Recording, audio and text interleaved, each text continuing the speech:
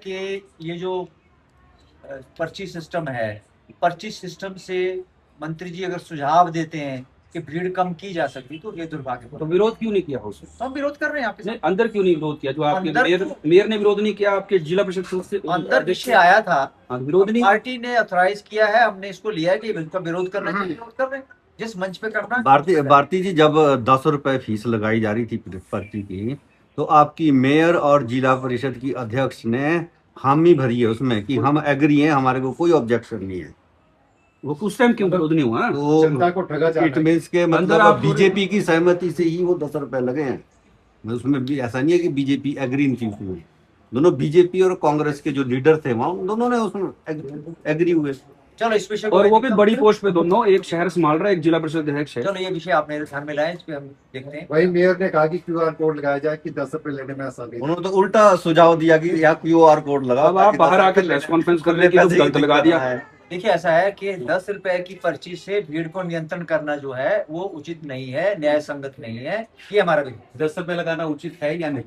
हाँ, ये उचित नहीं है कि भीड़ को नियंत्रण करने के लिए कि लोग कम जाए। वहाँ गरीब आदमी हॉस्पिटल के अंदर जाता है, मजदूर आदमी हॉस्पिटल के अंदर जाता है, 10 रुपए लगा के हम चाहेंगे भीड़ नियंत्रण हो जाए, तो ये उचित नहीं। भारती जी, आपने क्वेश्चन किया कि यहाँ से ट्रांसफर किए जाते हैं। मैं याद दिलाती हूँ कि भाजपा के भी 2 मंत्री यहाँ से रहे, स्वास्थ्य मंत्री थे पिछले काल में या उससे पिछले काल में। ट्रांसफर तब भी होते क्योंकि लिमिटेड है।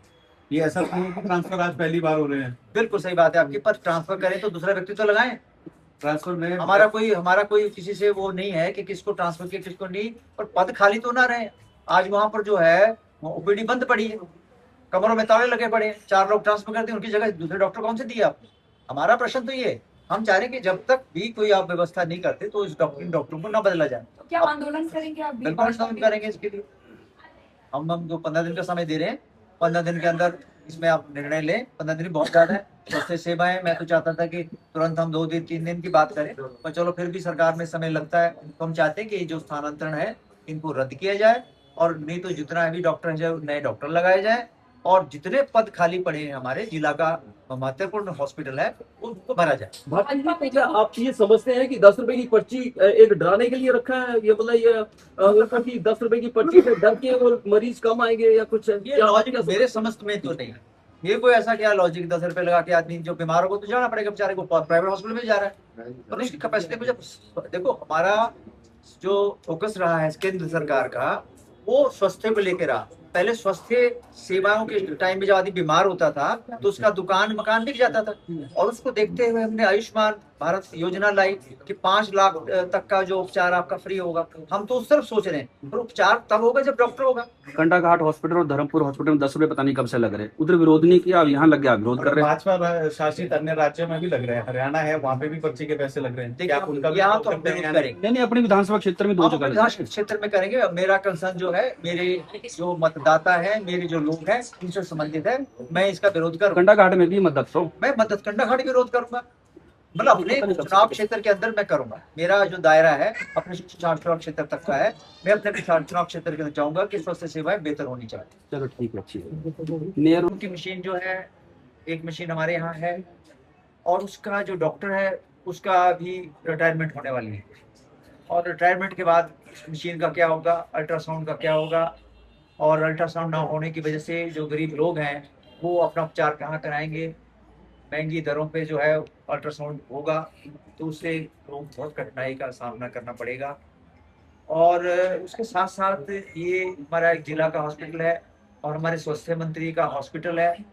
उसके बावजूद जो दवाइयाँ मिलती हैं मुफ्त में, जैसे विटामिन मिलते हैं, शुगर की दवाई मिलती है, कुछ और दवाइयाँ जो कैल्शियम की दवाई मिलती है, वो भी यहाँ पर उपलब्ध नहीं हो पा रही। बड़ा दुर्भाग्य की बात है। अब कुल मिला के अगर हमारे इस जिले के अंदर स्वास्थ्य सेवाओं का ये हाल है, तो प्रदेश में हम क्या उम्मीद कर सकते हैं? तो ये भी एक चिंता का विषय है। तो इसलिए हमारा जो निवेदन है, हमारा आग्रह है, पहले तो आग्रह है कि जो डॉक्टर बदले हैं, एक प्रोसेस है कि जो व्यक्ति 3 साल तक रहता है उसका स्थानांतरण होता है, परंतु हमारा विषय ये है कि भी जब स्थानांतरण होता है तो दूसरा डॉक्टर तो उसकी जगह आना चाहिए।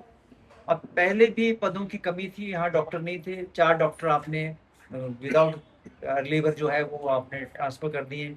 तो अभी मैं देख के स्वास्थ्य सेवाओं का बहुत बुरा हाल है। गायनी में हमारे यहाँ 2 डॉक्टर थे, एक डॉक्टर का स्थानांतरण हो गया। अभी मैं उनकी ओपीडी के बाहर गया था तो वहाँ पर कुंडी लगी हुई थी, दरवाज़ा बंद था, तो मैंने जानकारी लेनी चाहिए कि जो दूसरा डॉक्टर है वो कहाँ है, तो उन्होंने बताया कि जो दूसरा डॉक्टर है वो ओटी में है। अब एक डॉक्टर ओटी में है और इस वक्त जो पेशेंट गायनी का आएगा तो उसका उपचार कौन करेगा, चिंता का विषय। और ऑर्थो के अंदर मैं गया था, ऑर्थो में भी एक डॉक्टर का ट्रांसफर हो गया है। उस जिस डॉक्टर का ट्रांसफर हुआ है मुझको जानकारी नहीं है, उसके कमरे के बाहर भारी भीड़ लगी हुई थी।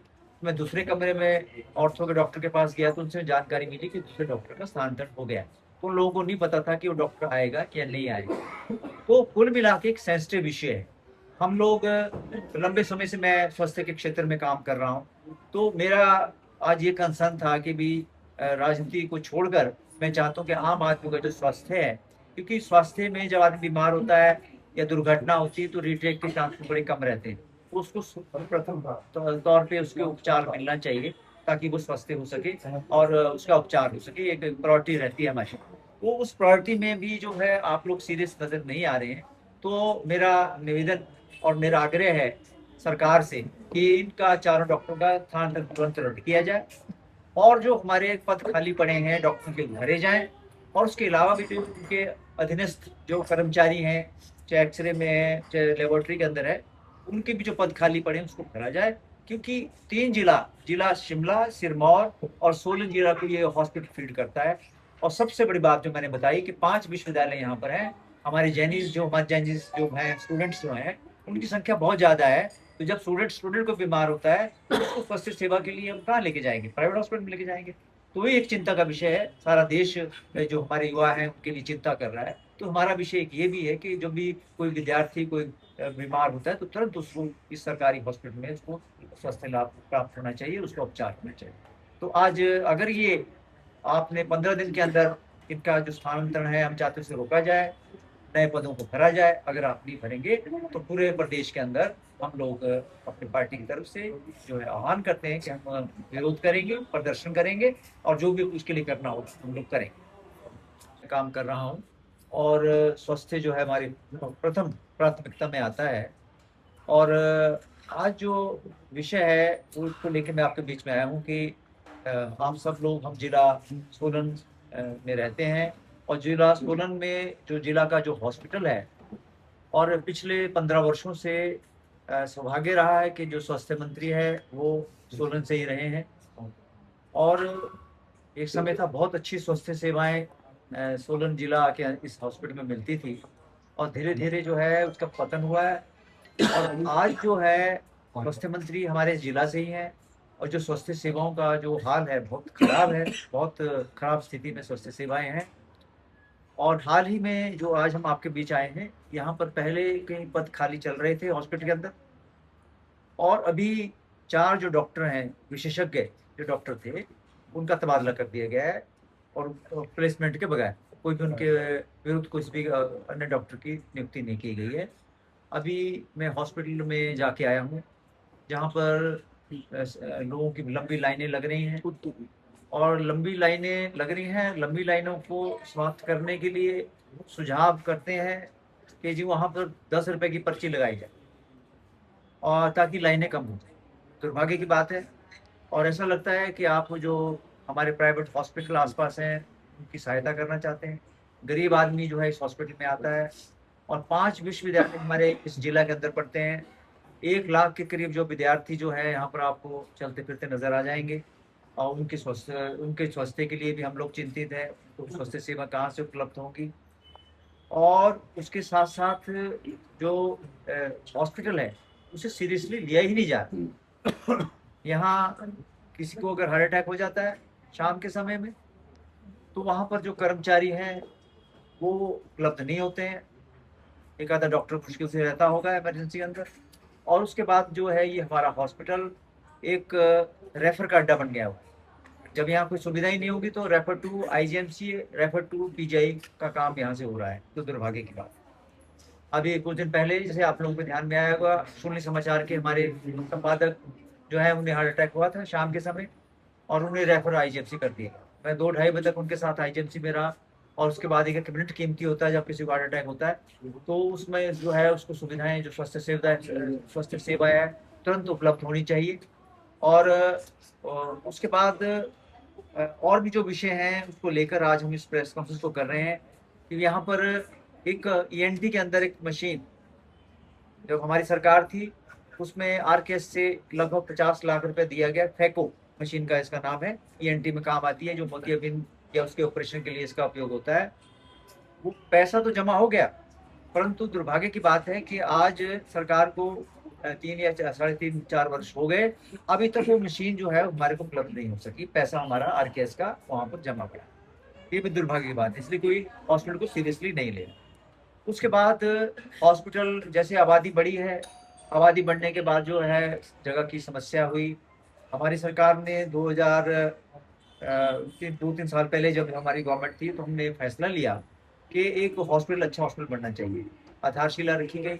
और 2025 के अंदर जो था हमारी योजना थी कि इसका शिलान्यास करने के बाद इसको ऑपरेटिव कर देंगे, परंतु 2-3 साल ये भी गुजर गए, अभी तक उस हॉस्पिटल का कोई अस्तित्व नहीं है।